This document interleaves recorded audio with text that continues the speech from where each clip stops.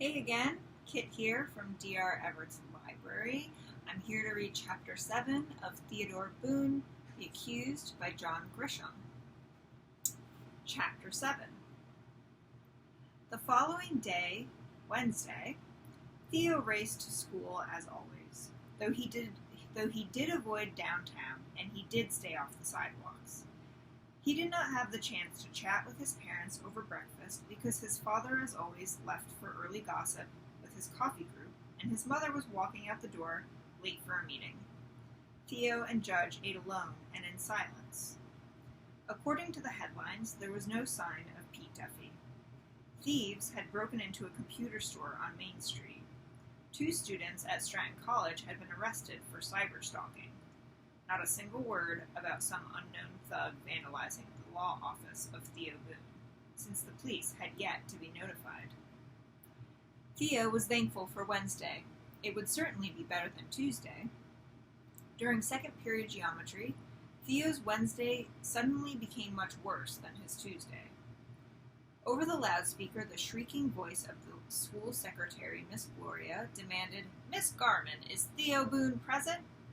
At that moment, Theo was drifting away and daydreaming about the upcoming camping trip to Lake Marlowe.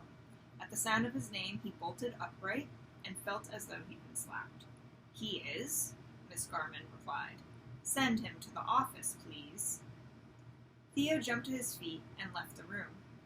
There were 2 detectives in dark suits sitting in the office of the principal, Mrs. Gladwell, who looked like she had seen a ghost when Theo walked in. She gushed, "Theo, these 2 gentlemen are with the police department, and they would like to talk to you." Neither detective stood, neither smiled. The short one was an older man, a Detective Worman, and Theo had seen him around the courthouse. In fact, Theo had watched him testify in a trial a couple of months ago. The other detective, Hamilton, Theo had never seen before. He said, "Theo, we'd like to ask you a few questions." Since there were no empty chairs, Theo leaned with his back against the wall and wondered why were they there. His first thought was the broken window, but he quickly dismissed it. Such a minor act of vandalism would not require the involvement of 2 detectives. Theo managed to say, "Okay." Hamilton went on, "Did you happen to be downtown last night?" Theo did not like his tone nor his frown.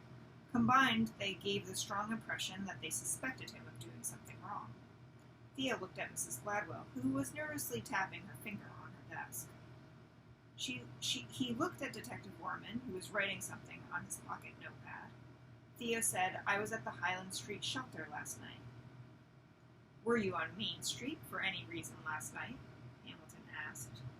"Why are you asking me these questions?" Theo asked.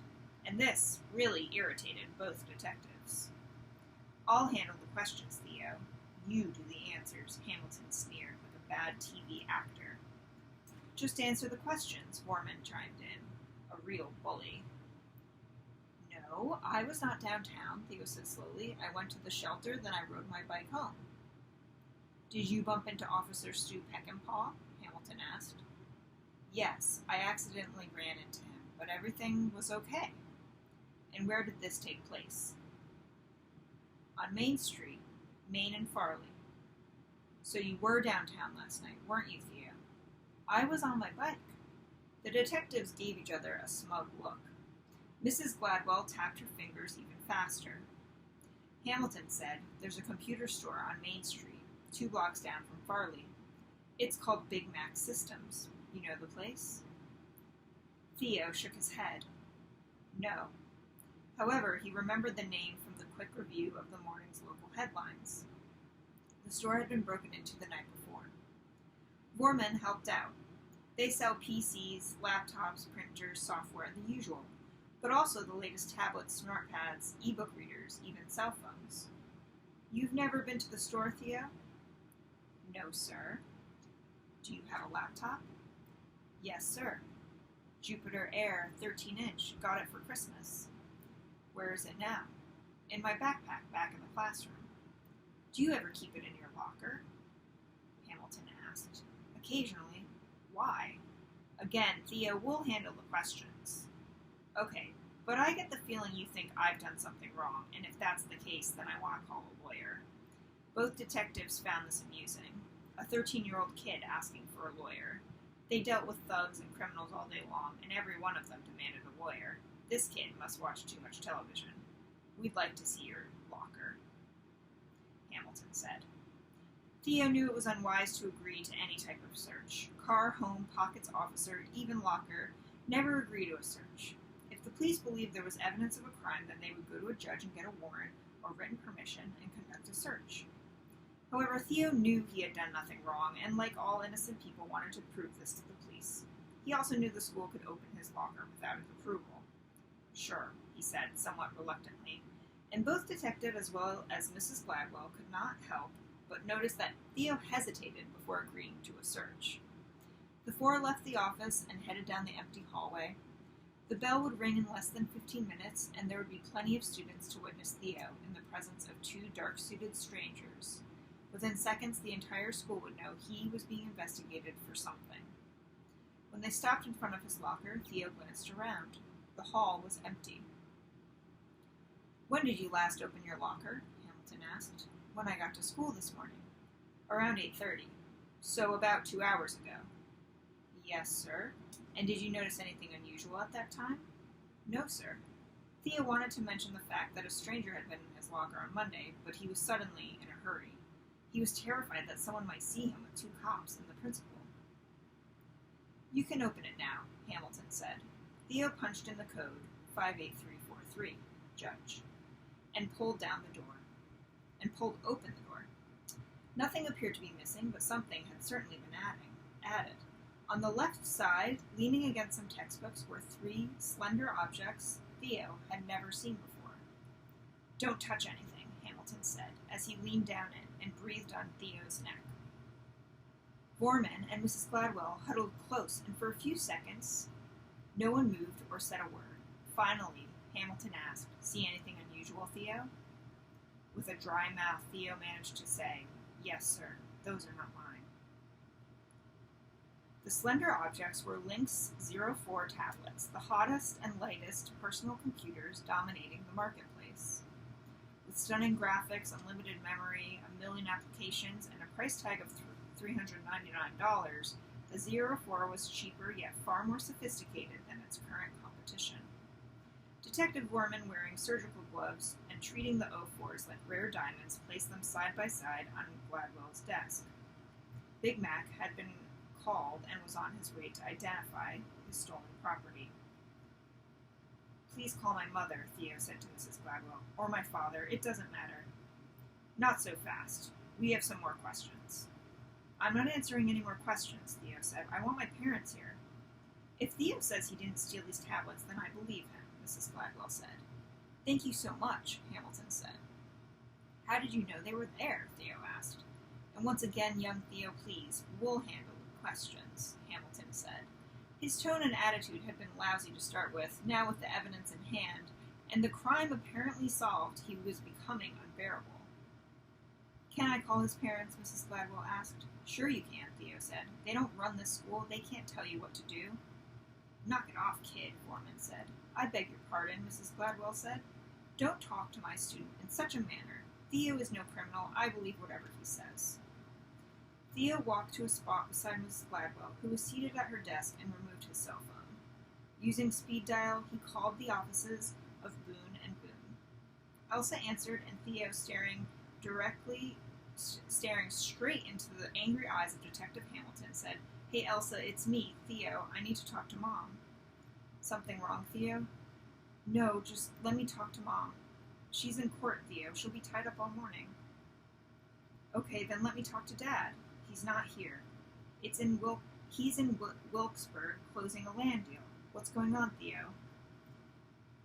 Theo did not have time to chat with Elsa, and she could not help him anyway. The detectives were fuming, and Theo figured he was almost out of time. He canceled the call to Elsa, punched another number for speed dial, and said, "Ike, it's me, Theo." Ike replied, "Good morning, Theo. Why are you calling me at 10:30? Theo said, "Ike, I'm at school and there are two detectives here accusing me of stealing computers that someone put in my locker. Can you get down here?" "That's enough, kid," Hamilton growled. Ike did not respond, but his office line went dead.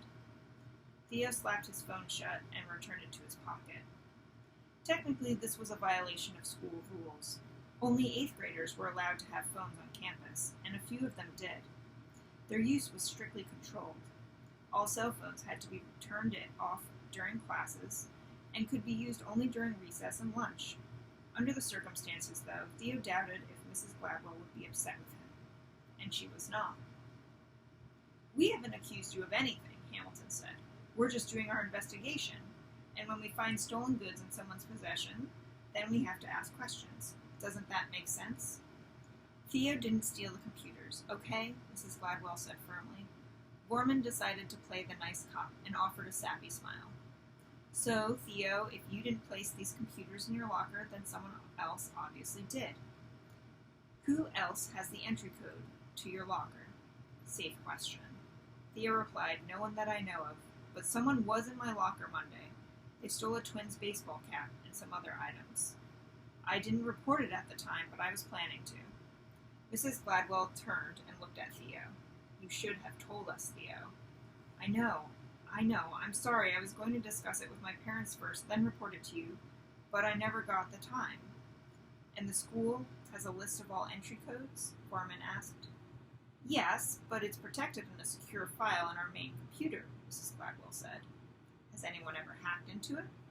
"Not to my knowledge." "Has the school had a problem with people breaking into lockers?"